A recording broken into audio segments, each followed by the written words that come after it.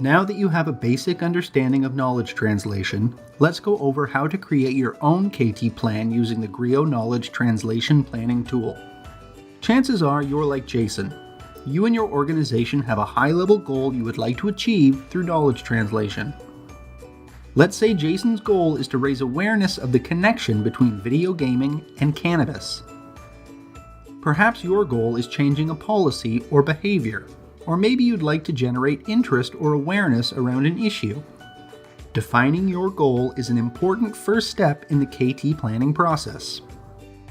Next, think about who might be a stakeholder in your KT goal.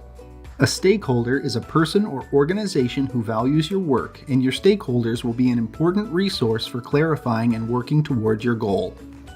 There are a number of ways to identify your stakeholders, and some are more complicated than others.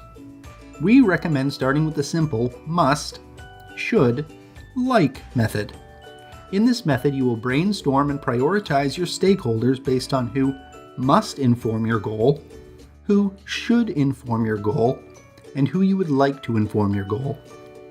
Once you have a list of the stakeholders you'd like to engage, you need to decide how and how much you'd like to engage them. Thanks to technology, there are many ways to connect with your stakeholders. We recommend connecting with your stakeholders in person whenever possible. The more you involve your stakeholders in helping you define your goals, the better chance you'll have to create a meaningful and impactful KT project.